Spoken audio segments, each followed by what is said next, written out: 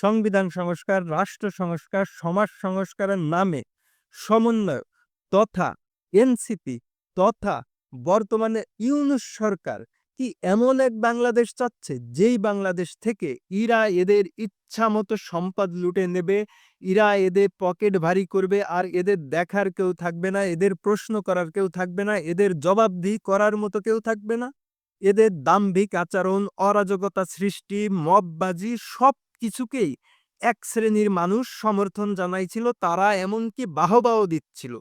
কিন্তু ইরা এখন যে নির্লজ্জের মতো ঢাক ঢোল পিটায়ে দুর্নীতি করতেছে, কৃষক শ্রমিকের রক্ত পানি করা টাকা ইরা যে নির্লজ্জের মতো লুটে নিচ্ছে, এও কি কেউ সমর্থন করবে? এদেরকে অনেকে ব্রিলিয়ান্ট বলতেছিল, এদেরকে অনেকে মেধাবী বলতেছিল, কিন্তু দেশ ও জনগণের জন্য এদের ব্রেন বুদ্ধি একটুও কাজে না লাগালেও দুর্নীতি করার জন্য ইরা দারুণ কৌশল, দারুণ পরিকল্পনা করে নিছে। ইরা দুই দলে ভাগ হয়ে গেছে। একদল সরকারের ভিতরে থেকে নিয়োগ বাণিজ্য করে, টেন্ডার বাণিজ্য করে হাজার হাজার কোটি টাকার বিটকয়েন কিনে জমাচ্ছে। মাহফুজ আলম, আসিফ মাহমুদের দুর্নীতি এখন আর অপ্রকাশিত নয়, গোপন নয়, ইরা প্রকাশ্যে ঢাক ঢোল পিটিয়ে দুর্নীতি করতেছে। এদের এপিএসদের দুর্নীতির পরিমাণ, দুর্নীতির হিস্টোরি এখন সবার কাছে প্রকাশিত এবং প্রমাণিত। তাহলে আপনি একবার ভেবে দেখেন যে এত বড় অঙ্ক যদি প্রমাণিত হয়, তাহলে লুকানো চুপানো আরো কত বড় অঙ্কের টাকা এরা দুর্নীতি করে আত্মসাৎ করছে। আর এরা যে কত নিচু মানের ছেঁচড়া চোর, তা আপনারা আসিফ মাহমুদের বাবার ঠিকাদারি লাইসেন্স দেখলেই বুঝতে পারবেন।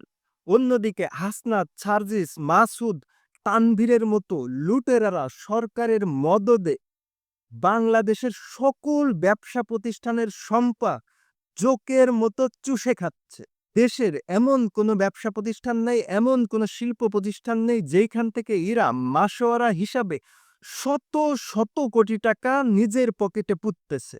আবু ইসাকের লেখা যোগ গল্পে যেমন জোরদাররা তাদের নিয়ন্ত্রণে থাকা, তাদের আন্ডারে থাকা কৃষকদের রক্ত জোকের মতো চুষে খেত, ঠিক একইভাবে এই সমন্বয়করা, এই এনসিপি, এই ইউনূস সরকার সারা দেশের মানুষের রক্ত পানি করা টাকা, ট্যাক্স হিসেবে সরকারকে দেওয়ার টাকা জোকের মতো প্রতিদিন, প্রতি মুহূর্তে, প্রতিনিয়ত চুষে খাচ্ছে।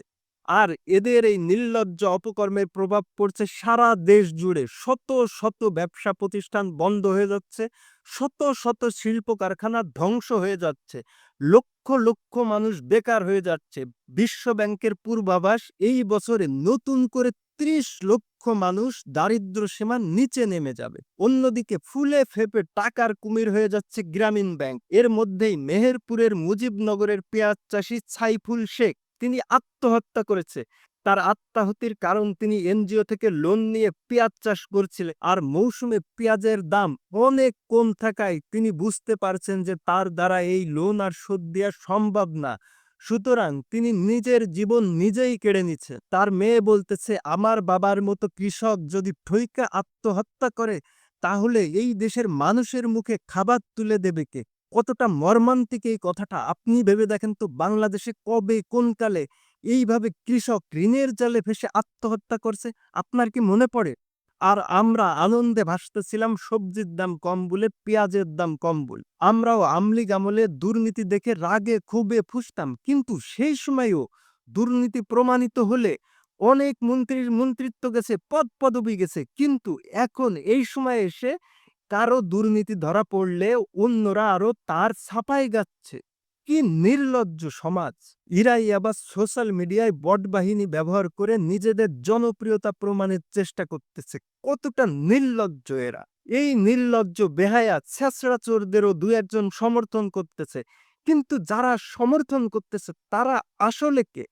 তারা আসলে কতটা নির্লজ্জ, কতটা বেহায়া!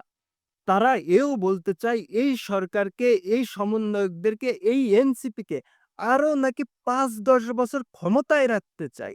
এরা আসলে চায়টা কি? বাংলাদেশকে কি একদম চুষে খেয়ে রক্ত শূন্য করে তারপর ছাড়তে চায়?